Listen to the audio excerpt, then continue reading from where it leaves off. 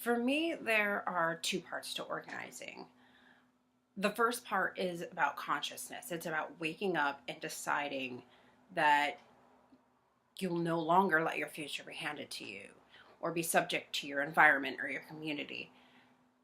And the second part is about doing. It's about taking action, not just on an individual level, but collectively, so that you and other members of your community are able to be the decision makers for that community.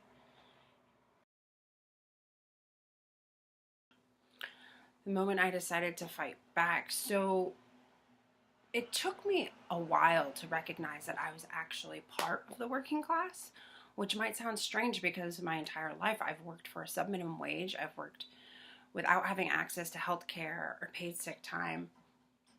But the image I had in my mind of who the working class was not an image that I identified with.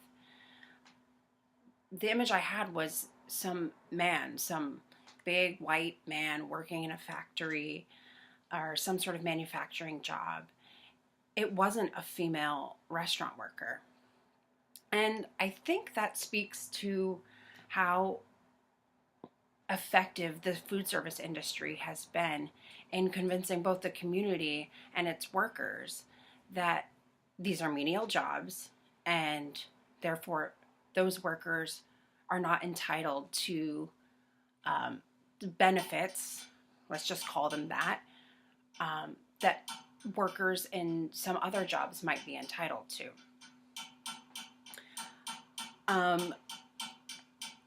But after having worked in the industry for well over a decade and realizing how crucial these benefits were becoming to my life, I hit a breaking point and I made a decision.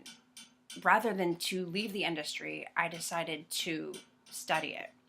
So I enrolled in a BA program in labor studies at the CUNY School of Urban and Labor Studies. And it was my first semester there. It was actually the first class of my first semester that we learned about the new working class, which by and large part are restaurant workers. And we learned about rock and all of the amazing things that they were doing around the country. So after meeting some other rock members, I decided to become a member myself and get involved. And for me, rock is the perfect intersectionality of my history as a restaurant worker and my life as an organizer.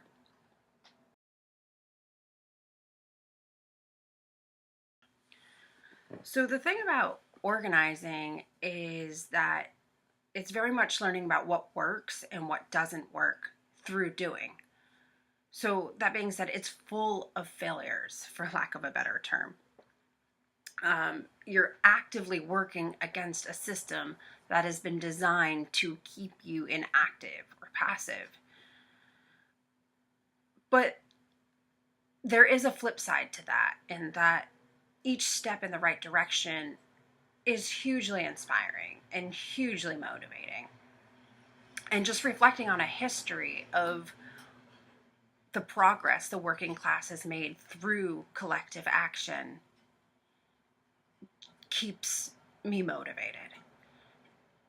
And not letting those many hiccups or failures stand in the way as deterrents in my organizing work.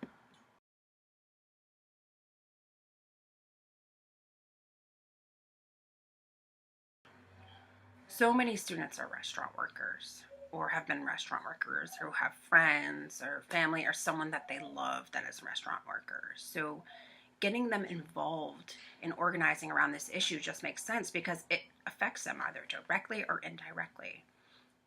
And as a student myself, I understand the value in having a campus, a built-in infrastructure for organizing, especially within a sector so spread out and fragmented as the restaurant industry.